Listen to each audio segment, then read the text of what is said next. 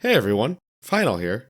Today, I'll be going over my quick and easy paint scheme for January's miniature of the month, the Battleclade Servitor.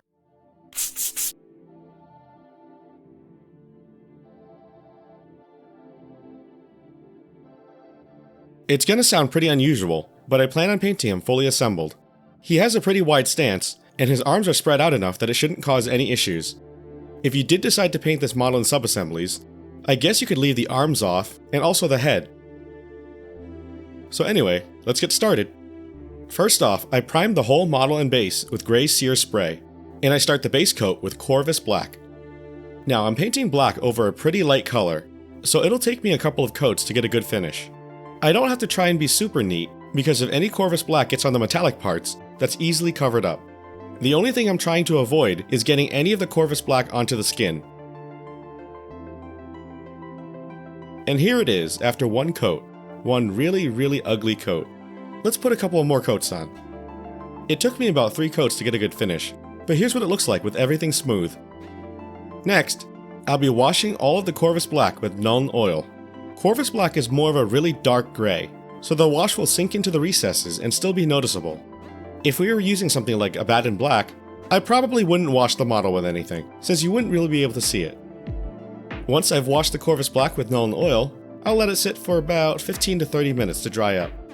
And here it is after the wash dries, looking a lot darker. The fabric has a lot of ripples and ridges in it, so next, I'll be dry brushing them with Eshin Gray. That'll catch the raised edges and brighten up the whole model. And here's what it should look like after the dry brush. The raised edges are highlighted, and the base coat is looking nice and smooth. Now, I'll move on to the skin. I'll be applying a couple of really thin layers with Deepkin Flesh. The Deepkin Flesh paint has a little bit of green to it, and I think it fits the Servitor well. If you want a warmer color, you could go with something like Rakarth Flesh, or if you want something completely pale, just stick with a gray sear.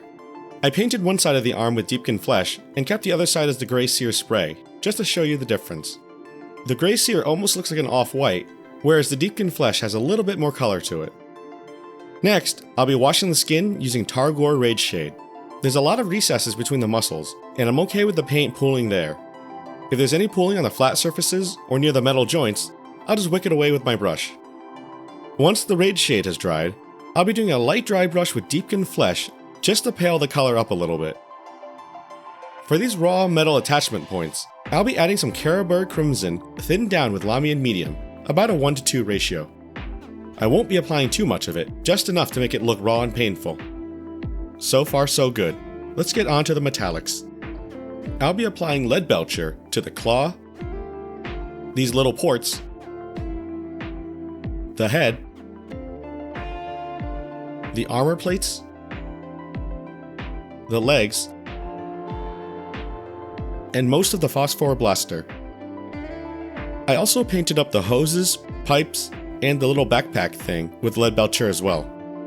Most of the blaster is painted up, but the barrel will be a different color later. I wouldn't worry too much about it. Lead Belcher is a nice neutral color, so if there's anything that you don't want to be gunmetal later, you can just paint over it. Next step is the wash. I'll be using Nuln Oil on all the metal bits. I'm avoiding the pipes and hoses just because they'll be different colors later. I'll also be avoiding the magazine for the Phosphor Blaster. This will also be a different color later. Once the Nuln Oil dries, I'll be dry brushing all of the parts that I shaded with Lead Belcher. You can either go heavy with the dry brush to get a clean result, or go lighter with the dry brush to keep everything looking oily.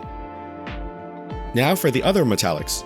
I'll be using Balthazar Gold to paint up the Phosphor Blaster barrel, and also the storage tank thing. I'll then use Retributor Armor for the chest plate and the Admech symbol on the backpack. Once those coats are nice and dry, I'll wash both of them with Agrax Earthshade.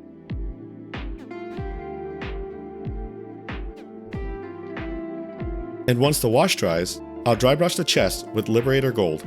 I'll leave the Balthazar Gold as is. The weapons in the tank are supposed to look worn down. Next on the blaster, I'll use Black Templar to paint the magazine. I'll also use the same Black Templar to paint the hoses. I just need to be extra careful with the ones that wrap around the body. For the pipes, I'll be using Blood Angels Red, although you can use a different contrast paint if you want a different color.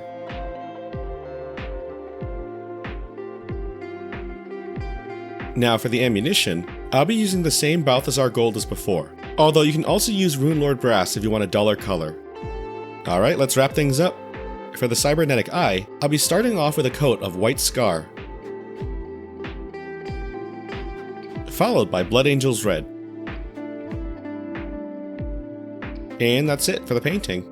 I'll throw on some basing material and paint the rim, and then I'll get one completed Battleclade Combat Servitor.